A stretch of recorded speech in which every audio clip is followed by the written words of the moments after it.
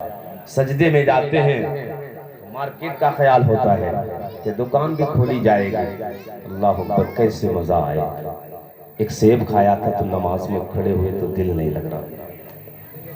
اور وہ بھی سیب ایسا نہیں، ہم تو اس کے سامنے کھاتے ہیں، چوریاں کر کے کھاتے ہیں.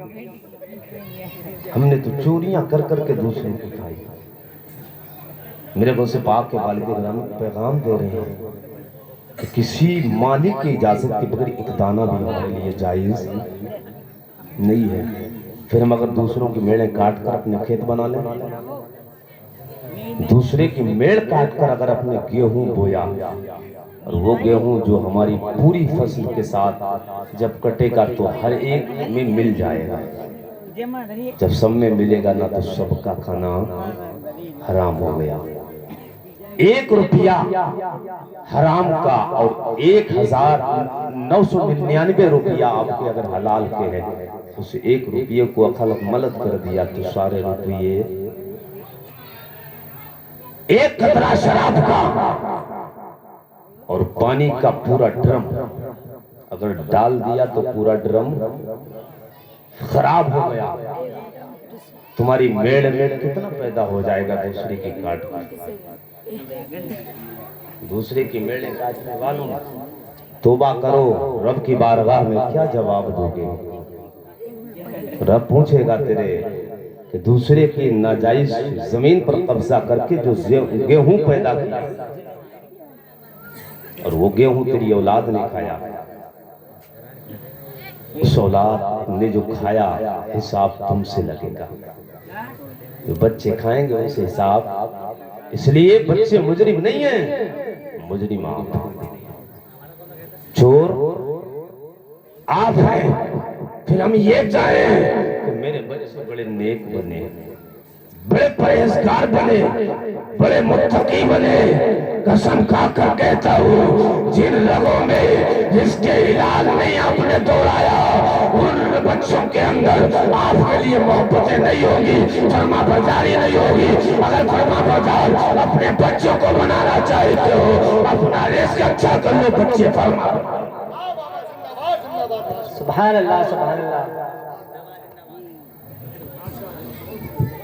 امید کرتے ہیں کہ بچے مجھے بڑھاپے پر میرا سہارا بنا، لیکن سہارا تب بنے گا جب ہم بچوں کو نیک غذا کھلائیں گے. اسے پاک جب کے والد گرامی جب باغ میں گئے تو انہوں نے کہا کہ 12 سال اس کی رکھوالی کرنا ہے. تو آپ نے کہا ٹھیک ہے. کہا میری ایک بیٹی بھی ہے، اسے رشتہ بھی کرنا ہے. کہا ٹھیک ہے. انہوں نے کہا میری بیٹی پیروں سے اپاہج ہے، ہاتھوں سے لنگی ہے، آنکھوں سے دکھتا نہیں، آنکھوں سے اندھی اور کانوں سے بہری ہے. اللہ اکبر. بتائیں اتنی مشکل بھری شرائط کے ساتھ میرے غوث پاک کے والد گرامی نے منظور کیوں کیا؟ کیونکہ قل متاع دنیا، دنیا کا سامان تھوڑا ہے. یہ دنیا کی زندگی بہت کم زندگی ہے. آخرت کی زندگی لمبی زندگی کوئی میعاد نہیں ہے. کہا اگر لنجی ہے تب بھی زندگی کٹ جائے گی، اندھی ہے تب بھی زندگی کاٹی جا سکتی ہے، پیروں سے اگر لنجی ہے اپاہج ہے تب بھی زندگی گزر جائے گی. یہ 12 سال کیا وہاں تو جانے کتنی سالیں. اگر یہاں گناہ معاف نہیں ہوا تو اللہ کیسے معاف کرے گا؟ اس لیے کہ یہاں پر مالک کی اجازت کے بغیر کھایا ہے، وہ بھی کوئی ایسا گناہ نہیں جس کو دنیا بڑا گناہ سمجھتی ہے. اس لیے بہتا ہوا سیب آ رہا تھا. لوگوں بوریاں کھانے والوں جو ہم ٹھیلوں پر رکھے ہوئے انگور کھا جاتے ہیں مالک کی اجازت کے بغیر. مزدور ہوتا ہے اور مزدور بیچارہ غریب انسان اپنی کمائی کے ذریعے محنت پورا دن کرتا ہے، ایک ایک دانے کو جوڑ کر 300 روپے کا انتظام کر کے اپنے بچوں کے کھانے پینے کا انتظام کرنے کے لیے لے جاتا ہے. جتنا رئیس ہوتا ہے، مالدار ہوتا ہے، دولت والا، وہ زیادہ بھاؤ تاؤ کرتا ہے. اور بھاؤ تاؤ کرنے کے ساتھ اگر اس نے 12 دیے 1 درجن تو اس میں سے 1-2 ایسے ہی ڈال لیتا ہے. یہ اس کی اجازت نہیں ہوتی، ایسی زبردستی ڈال لیتا ہے. اب وہ غریب انسان مزدوری کرنے والا وہ کچھ کہہ نہیں سکتا ہے، لیکن یہ لے کر چلا آیا. اسے یہ توفیق نہیں کہ اگر اس نے 40 بتائے تو 45 روپے دے دیں، 45 روپے دے دیں. بوڑھا انسان ٹھیلا لگائے ہوئے، چھوٹے چھوٹے بچے ہوں گے اس کے گھر میں، اس کے بچوں کو انتظار ہوگا بابا رات کے وقت میں آئیں گے، کچھ لائیں گے کھانے کے لیے. اسے یہ توفیق نہیں ملتی ہے. حضرت ابو صالح موسیٰ کے دوست نے وہ شرائط منظور کی، شادی ہو گئی، شادی ہو گئی۔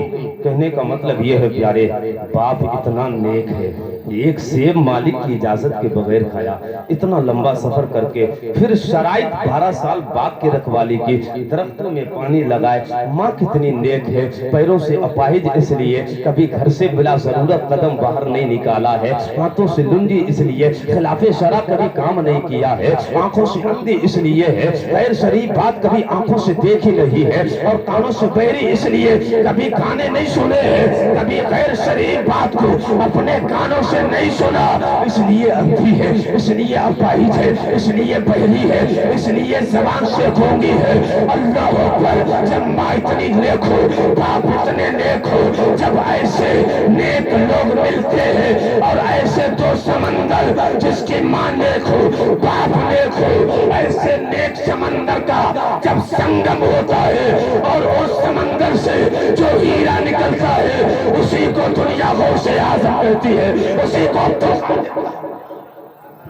نعرہ تکبیر، نعرہ رسالت، نعرہ رسالت، جشن غوث الورا، جشن غوث الورا، عظمت غوث الورا، عظمت غوث الورا، نعرہ تکبیر، نعرہ رسالت۔ جو حضرات ادھر ادھر کھڑے ہوئے ہیں اپنے گھروں پہ، ان سے گزارش ہے کہ لنگر فوراً تقریر کے بعد بانٹا جائے گا، سبھی حضرات شامل ہو جائیں، حضرت کی تقریر کے بعد فوراً لنگر بانٹا جائے گا۔ بھیا بھوک تو نہیں لگی؟ ابھی کھا لو، بھوک لگی ہے؟ نہیں بھوک لگی ہو تو کھا لیجیے،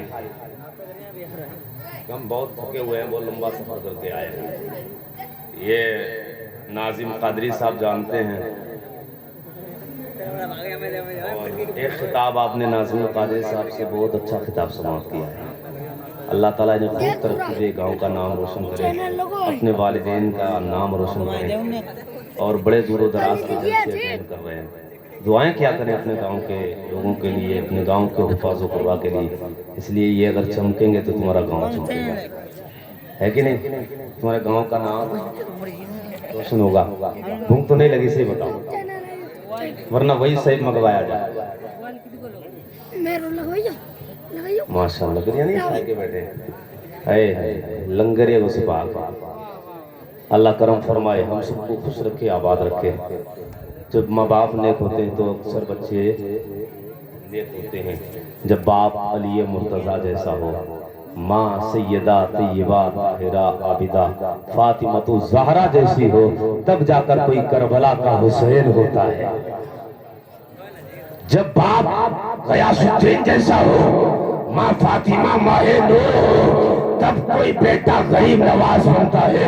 جب باپ ایسا ہو جس کو امام التقیٰ کہا جاتا ہے، ماں ایسی ہو کہ رات کے لمحے مصلی پر گزر رہے ہیں، جب اس کے پیٹ سے کوئی بچہ جنم لیتا ہے، دنیا احمد رضا کہتی ہے۔ جب باپ ایسا ہو جس کو دنیا احمد رضا کہتی ہے، ماں ایسی ہو جس کے مصلی اللہ کی عبادت کرتے کرتے رات گزارتے گزارتے اللہ کی یادوں میں بندگی میں گزرتے ہو، ایسی مبارک ہستیوں سے جو بیٹا دنیا میں آتا ہے، دنیا مولانا مصطفیٰ رضا خان مفتی اعظم ہند کہتی ہے۔ جب باپ مفسر اعظم جیسا ہو، علامہ ابراہیم جیسا، ماں طیبہ زکیہ عابدہ جیسی ہو، تب جا کر بیٹا تاج الشریعہ۔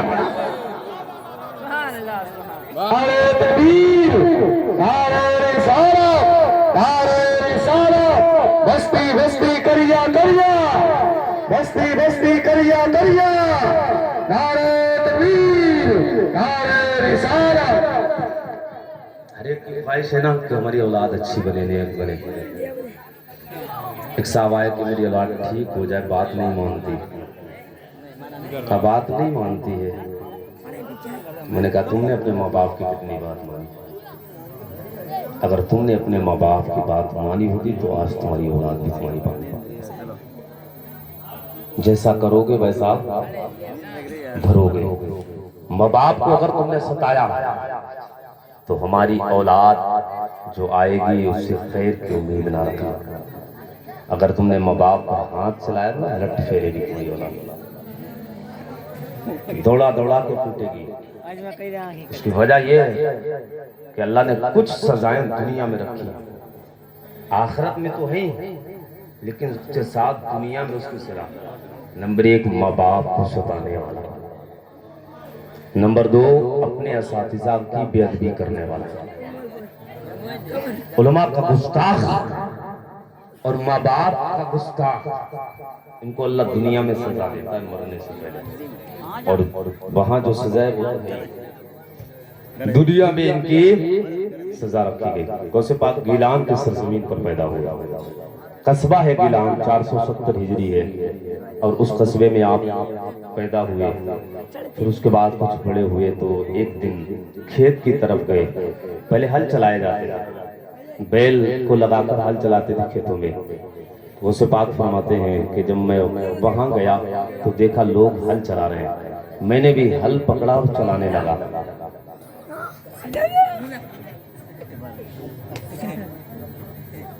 عبد القادر فرماتے ہیں میں نے ہل پکڑا اور چلانے لگا، جب ہل چلانے لگا تو بیل آواز دے رہا تھا کہ عبد القادر تجھے اس کام کے لیے نہیں پیدا کیا گیا، عبد القادر تجھے اس کام کے لیے نہیں پیدا کیا گیا۔